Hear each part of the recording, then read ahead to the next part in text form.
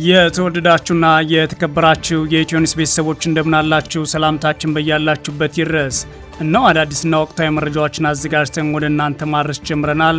ከኢትዮኒውስ መረጃዎች ጋር አብራችሁ እንድትቆዩ ግብዣችን ነው። በቅድሚያም አርዕስተ ዜናዎችን አስቀድማለሁ። በምዕራብ ኢትዮጵያ በአገዛዙ ጦር ላይ ከባድ ውጊያ መከፈቱ ተሰማ።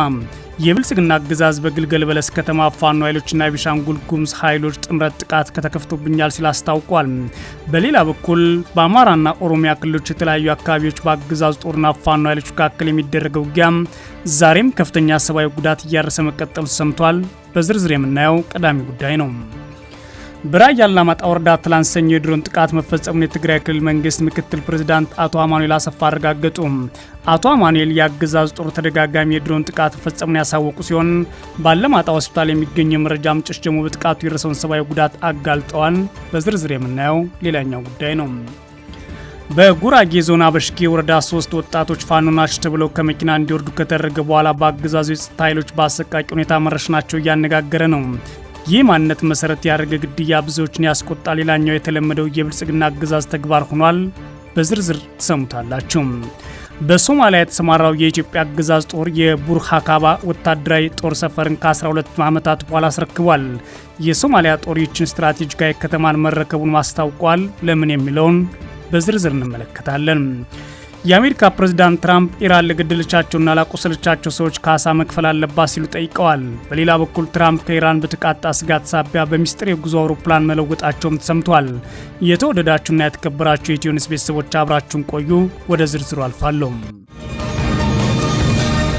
በምዕራብ ኢትዮጵያ በአገዛዙ ጦር ላይ ከባድ ውጊያ መከፈቱ የተሰማ ሲሆን የአገዛዙ ጦር በግልገል በለስ ከተማ በፋኖ ኃይሎችና ቤኒሻንጉል ጉሙዝ ኃይሎች ጥምረት ጥቃት ተከፍቶብኛል ብሏል። በሌላ በኩል በአማራና ኦሮሚያ ክልል የተለያዩ አካባቢዎች በአገዛዙ ጦርና ፋኖ ኃይሎች መካከል የሚደረገው ውጊያ ዛሬም ከፍተኛ ጉዳት እያደረሰ ቀጥሏል። በዛሬው ዕለት ነሐሴ 5 2018 ዓ.ም በምዕራብ ኢትዮጵያ መተከል ዞን ዋና ከተማ ግልገል በለስ የፋኖ ኃይሎችና የቤኒሻንጉል ጉሙዝ ኃይሎች በጥምረት የአገዛዙ ጦር ላይ ውጊያ መክፈታቸውን የአካባቢ መረጃ ምንጮች ተናግረዋል። ሁለቱ ኃይሎች ከንጋት 11 ሰዓት ጀምሮ በተለያዩ የከተማ አቅጣጫዎች በቡድን መሳሪያዎች የታገዘ ውጊያ መክፈታቸውን የተሰማው የፋኖ ኃይሎችና የቤኒሻንጉል ጉሙዝ ኃይሎች ተቀናጅተው በከፈቱት ውጊያ በአገዛዙ ጦር ላይ ከፍተኛ ወታደራዊ ጉዳት ማድረስ ግልገል በለስ ከተማን ተቆጣጥረዋል ሲል የአፋብን ቴዎድሮስ እዝ የቀጠናው አመራር ለኢትዮኒውስ ተናግሯል። ውጊያው በቡድን መሳሪያዎች የታገዘ እንደሆነ የተሰማ ሲሆን በውጊያው በርካታ የአገዛዙ ጦር አባላት መገደላቸውን አመራሩ አክሎ ተናግሯል። የብልጽግና አገዛዝ በበኩሉ በግልገል በለስ ከተማ ፋኖ ኃይሎችና የቤኒሻንጉል ጉሙዝ ኃይሎች ጥምረት ጥቃት ተከፍቶብኛል ሲል አስታውቋል። አገዛዙ በመተከል ዞን መስተዳድር በኩል ባወጣው መግለጫ በዞኑ በግልገል በለስ ከተማ ዛሬ ነሐሴ 5 2018 ዓ.ም ከንጋቱ 12 ሰዓት አካባቢ የጉሙዝ ኃይሎች ከፋኖ ኃይሎች ጋር በመተባበር የዞኑ ከተማን የመቆጣጠር ሙከራ አድርገዋል ሲል አስታውቋል። ከተማዋን ለመቆጣጠር ጥቃት የከፈተውን ኃይል በርብርብ መልሰነዋል የሚለው የአገዛዙ መግለጫ በአሁኑ ሰዓት በከተማ ያለው ሰላምና መረጋጋት ለማስቀጠል እየሰራን ነው ሲልም ጠቅሷል። በግልገል በለስ ከተማ የተከፈተውን ከባድ ውጊያ ተከትሎ የብልጽግና አገዛዝ ተጨማሪ ጦር ወደ ከተማዋ እየገባ እንደሚገኝ የተናገሩት የኢትዮኒውስ የመረጃ ምንጮች በኩላቸው በዛሬው ውጊያ ወቅት ሰላማዊ ነዋሪዎች መገደላቸውን ተናግረዋል። በተለይም ግልገል በለስ መናኸሪያ ዲባቂ የተባሉ አካባቢዎች በተተኮሱ የጦር መሳሪያ ሰላማዊ ሰዎች የሞትና የአካል ጉዳት ደርሶባቸዋል ተብሏል። በውጊያ የቆሰሉ በርካታ ሰዎች ፓዊ ሆስፒታል ለሕክምና መግባታቸውን የመረጃ ምንጮቹ ለሚዲያችን ተናግረዋል። ይህ በእንዲህ እንዳለ በአማራ ክልል የተለያዩ አካባቢዎች በአገዛዝ ጦርና ፋኖ ኃይሎች መካከል የሚደረገው ውጊያ ዛሬም ቀጥሏል። በክልሉ ደቡብ ጎንደር ዞን እስቴና ስማዳ ወረዳዎች የፋኖ ኃይሎች በከፈቱት ውጊያ በርካታ የአገዛዝ ጦር አባላት መገደላቸውን አፋብን አስታውቋል። በተመሳሳይ በዞን ውስጥ የወረዳ ሾለክት፣ ጽዮን ተራራ፣ ለበጥ፣ ይባ ወንዝ፣ ሞድር፣ ማጎትና ማማ ተራራ በተባሉ አካባቢዎች ለተከታታይ 6 ሰዓታት ከባድ ውጊያ መደረጉ ነው አፋብን ያስታወቀው። በተጨማሪም በስማዳ ወረዳ ኮሽ፣ አይዋብ፣ ሰይግይት፣ ልደታ፣ ሙጌና አጓቱ አካባቢ በተደረጉ ውጊያዎች በርካቶች መገደላቸው ሰምቷል። በሌላ በኩል በማዕከላዊ ጎንደር ዞን በለሳ ቀጠና ጣይመን ከተማ በተደረገ ውጊያ የአገዛዝ ጦር ላይ ከፍተኛ ወታደራዊ ጉዳት ማድረሳቸውን የፋኖ ኃይሎች አስታውቀዋል። ነሐሴ 4 2018 ዓ.ም ከአርባያ ራያ፣ ማክሰኝት፣ ጎሃላና ኪምፋንዝ በገላ በተለያዩ አቅጣጫዎች በተቀሰቀሰው የአገዛዝ ጦር ላይ የፋኖ ኃይሎች ከፍተኛ ሰብአዊና ቁሳዊ ጉዳት አርሰንበታል ብለዋል። በአገዛዝ ጦርና ፋኖ ኃይሎች መካከል የሚደረገው ውጊያ በክልሉ ሸዋ ቀጠና መቀጠሉም የተሰማ ሲሆን በትላንትናው ዕለት በይፋትና በኤፍራታ ግድም ወረዳ በተደረገው ውጊያ በርካታ የአገዛዝ ጦር አባላት መገደላቸውን የፋኖ የመረጃ ምንጮች ለኢትዮኒውስ ተናግረዋል። የፋኖ ኃይሎች ከአጣዬ ከተማ ቅርብ ርቀት በሚገኘው ፈረዳዋ አካባቢ በከፈቱት የደፈጣ ውጊያ የአገዛዝ ጦር አየር ወለድ ኮማንዶን ጨምሮ የሚኒሻ አባላት መገደላቸውን ነው የመረጃ ምንጮች የተናገሩት። በሌላ በኩል በወለጋ ቀጠና በአገዛዝ ጦርና ፋኖ ኃይሎች መካከል የሚደረገው ውጊያ ዛሬም የቀጠለ ሲሆን የብልጽግና አገዛዝ በአንገርጉትን ከተማ ሰላማዊ ሰዎችን መግደሉን የመረጃ ምንጮች ተናግረዋል። በጊዳ አያና፣ አንገርጉትና ቤደንጎሮ ወረዳዎች በቀጠለው ውጊያ የገዳ ኮማንዶ አዛዦች ጨምሮ በርካታ የአገዛዙ ጦር አባላት መገደላቸውን ተከትሎ አገዛዙ በአንገርጉትን ከተማ ከ20 ያላነሱ ሰላማዊ ሰዎችን ገድሏል ተብሏል። በምስራቅ ወለጋና በሆሮ ጉዱሩ ዞኖች የአማራ ፋኖ ብሔራዊ ንቅናቄ አንሻ ሰይድ እዝ በአገዛዙ ጦር ላይ ከፍተኛ ወታደራዊ ጉዳት ማድረሱን ማስታውቋል። በትላንትናው ዕለት ብቻ በሆሮ ጉዱሩ ወለጋ ቤደንጎሮ ወረዳ ሎምጫ አካባቢ በተደረገ ውጊያ ከ60 በላይ የአገዛዙ ጦር አባላት መገደላቸውን አፋብን አንሻ ሰይድ እዝ ይፋ አድርጓል። ባለፉት 3 ተከታታይ ቀናት በጉትን አቤ ደንጎሮ ጊዳን አያና ቀጠና የብልጽግና አገዛዝ በበርካታ መከላከያ ገዳ ኮማንዶና ሚሊሻ ኃይል ማሰማራት ተከትሎ ነው ከፍተኛ ጉዳት የተመዘገበበት ውጊያ መከፈቱ የተሰማው። በራያ አላማጣ ወረዳ ትላንት ሰኞ የድሮን ጥቃት መፈጸሙን የትግራይ ክልል መንግስት ምክትል ፕሬዝዳንት አቶ አማኑኤል አሰፋ አረጋገጡ። አቶ አማኑኤል የአገዛዙ ጦር ተደጋጋሚ የድሮን ጥቃት ተፈጸሙን ያሳወቁ ሲሆን በአላማጣ ሆስፒታል የሚገኙ የመረጃ ምንጮች ደግሞ በጥቃቱ የደረሰውን ሰብአዊ ጉዳት አጋልጠዋል። በአገዛዙ ድሮን የደረሰውን ጥቃት ትላንት ሰኞ የተፈጸመው በአላማጣ መረዋ የተባለ ቦታ እንደሆነ የትግራይ ክልል ምክትል ፕሬዝዳንትና የፍትህ ቢሮ ኃላፊ አቶ አማኑኤል አሰፋ ለፈረንሳይ ዜና አገልግሎት ነው ያረጋገጡት። ኢትዮኒውስ ጥቃቱ ከመፈጸሙ በፊት የነበረውን ተከታታይ የድሮን ቅኝት ጨምሮ ጥቃቱ መፈጸሙ መዘገቡ የሚታወስ ሲሆን በጥቃቱ የሰዎች ህይወት ማለፉና ንብረት ጉዳት መድረሱን አቶ አማኑኤል ቢያስታውቁም ስለደረሰው ጉዳት መጠን ግን በዝርዝር መረጃ አልሰጡም ሲል የዜና ወኪሉ ዘግቧል። የአገዛዙ ጦር ሰራዊት ቃል አቀባይ ስለ ጥቃቱ በፈረንሳይ ዜና አገልግሎት ጥያቄ ቢቀርብላቸውም ማረጋገጫም ሆነ ማስተባበያ አልሰጡም ተብሏል። ባለማጣ ሆስፒታል የሚገኙ የመረጃ ምንጮች ግን 4 የትግራይ ኃይሎች አባላት በጥቃቱ መጎዳታቸው እንደተናገሩ የፈረንሳይ ዜና አገልግሎት ዘግቧል። ስማቸው ያልተገለጸ የመረጃ ምንጭ በጥቃቱ ከቆሰሉት ታጣቂዎች መካከል 2 የቀዶ ሕክምና እንደተደረገላቸው ማስረድተዋል። አቶ አማኑኤል አሰፋ በጥቃቱ ከፍተኛ ሁለተኛ ደረጃ ትምህርት ቤት ጨምሮ መመታቱን የተናገሩ ሲሆን ይሁንና የትግራይ ኃይሎች የወሰዱት የአጸፋ እርምጃ ይኖር አይኖር ግን በግልጽ አልተናገሩም። የኢትዮኒውስ የመረጃ ምንጮች ደግሞ በትላንትናው ጥቃት የትግራይ ኃይሎች የተሰዋሉ ብለዋል። በራያ አላማጣና በራያ ቆቦ እንዲሁም በአፋርና ዋግምራ አዋሳኝ የትግራይ የአማራና የአፋር አዋሳኞች አካባቢ የተፈጠረው ወታደራዊ ውጥረት የሰፋ ሲሆን የአገዛዙ ጦር ድሮንን ጨምሮ ከባድ መሳሪያዎችን በመጠቀም በአካባቢው ባሉ የትግራይና የፋኖ ኃይሎች ላይ ጥቃት ማድረሱን ቀጥሏል። አዲስ ጦርነት ሊቀሰቀስ ይችላል የሚለው ውጥረት ባየለበት ወቅት የተፈጸመው ይህ የትላንትና የድሮን ጥቃት የትግራይ ኃይሎች የሚያደርጉት እንቅስቃሴ ግን አልገታም ሲሉ የኢትዮኒውስ የመረጃ ምንጮች ተናግሯል። ዛሬም የትግራይ ኃይሎችና የአገዛዝ ጦር የሚያደርገው እንቅስቃሴ ከፋኖ ኃይሎች ጋር ተዳምሮ አካባቢውን ሰፊ ውጥረት አስፍኖበታል ብለዋል። አቶ አማኑኤል አሰፋም የአገዛዙ የድሮን ጥቃት ውጥረትን የማባባስ እርምጃ አካል ነው ሲሉ ኮንነው ታይላንድ ዘግበው በቀጠናው የትግራይ ኃይሎችና የአገዛዝ ጦር ከባድ መሳሪያዎችን ጨምሮ ከፍተኛ ወታደራዊ ስምሪት እያደረጉ ይገኛሉ። በተለይም ደግሞ ከትላንት ጀምሮ ሰፊ ወታደራዊ እንቅስቃሴዎች እየተደረጉ ነው። ሰራዊቱ በአብዛኛው በእግር የሚያደርጋቸው ጉዞዎችም ጨምረዋል ሲሉ የመረጃ ምንጮች ለሚዲያችን ተናግረዋል። በግራውጌ ዞን አበሽጌ ወረዳ 3 ወጣቶች ፋኖ ናቸው ተብለው ከመኪና እንዲወርዱ ከተደረጉ በኋላ በአገዛዙ የጸጥታ ኃይሎች በአሰቃቂ ሁኔታ መረሸናቸው እያነጋገረ ነው። ይህ የአማራዊ ማንነት ያላቸውን ሰዎች መሰረት አድርጎ የተደረገው ግድያ ብዙዎችን ያስቆጣ ሌላኛው የብልጽግና አገዛዝ ተግባር ሆኗል። በማዕከላዊ ኢትዮጵያ በጉራጌ ዞን አበሽጌ ወረዳ ኢሰብአዊና ዘግናኝ ድርጊት መፈጸሙን ነዋሪዎቹንና በአጠቃላይ ኢትዮጵያን አስቆጥቷል። ተመስገን ጌታቸው፣ ይታገሱ አሰግድና ግዛው ግርማ የተባሉ 3 የአማራ ክልል ተወላጆች ከተሳፈሩበት የህዝብ ማጓጓዣ መኪና ላይ ፋኖ ናችሁ በሚል ወንጀላ ተወርደው እንዲወርዱ ከተደረገ በኋላ በግፍ መገደላቸውን የአካባቢው መረጃ ምንጮች ለመሰረት ሚዲያ ተናግረዋል። ድርጊቱ የተፈጸመው አገና በተባለችው ልዩ ቦታ ሲሆን ሲሆን ወንጀሉን የፈጸሙት የአገዛዙ የመንግስት የጸጥታ ኃይሎች ከአካባቢው የአበሽጌ አገና ፖሊስና ሚኒሻ አባላት ጋር በመተባበር እንደሆነም ተጠቅሷል። አገዛዙ ከዚህ በፊት አዋጅ ሲያወጣም አማራ በተገኘበት ጭምር ይታሰር ይሳደድ የሚለውን በጌዲዮን ጢሞቴዎስ በኩል በግልጽ ያቀረበ ሲሆን በጉራጌና በተለያዩ አካባቢዎች የአማራ ተወላጆች ከሚደርስባቸው እስር፣ ወከባና ማሳደድ በተጨማሪ በአደባባይ ተገድለው ሬሳቸው እንደሚጣልም ይህ ማሳያው ነው ቀርቧል።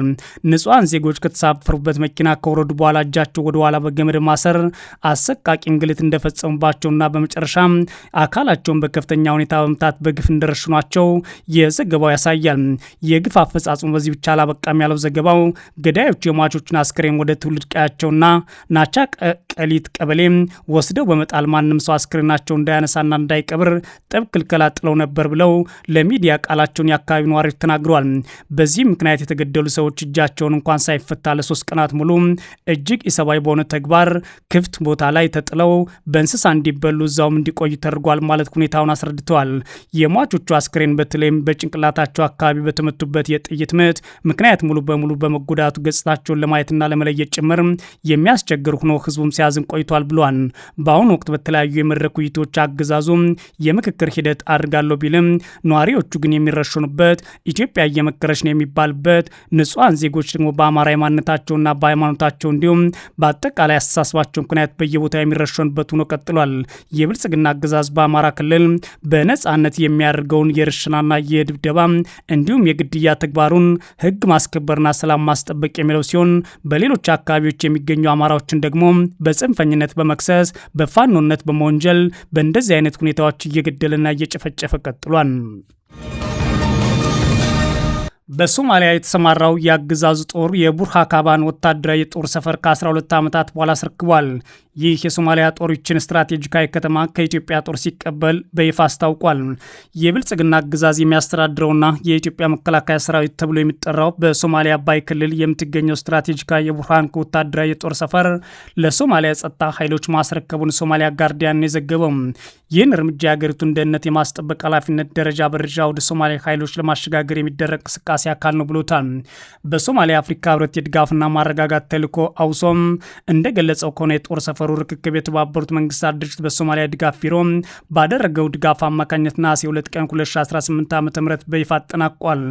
እንደ አውሮፓውያን አቆጣጠር 2014 ጀምሮ በኢትዮጵያ መከላከያ ሰራዊት ቁጥጥር ስር የቆየው ይህ ወታደራዊ የጦር ሰፈር የሶማሊያ ብሔራዊ ሰራዊት 60ኛ ክፍለ ጦር መረከቡን በይፋ አስታውቋል።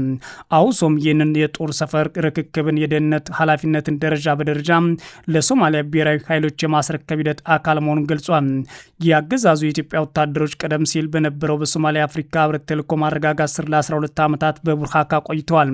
ከሞቃዲሾ በስተሰሜን ምዕራብ 185 ኪሎ ሜትር ርቀት ላይ የምትገኘውና የሶማሊያ ዋና ከተማ ከባይዶዋ ጋር በሚያገናኘው መንገድ ላይ ያለችው ቡርሃካባ በአልሸባብ ቁጥጥር ስር በሚገኙ ወይም ደግሞ ግጭት በሚታይባቸው አካባቢዎች የተከበበች ብቸኛ ከተማ ናት።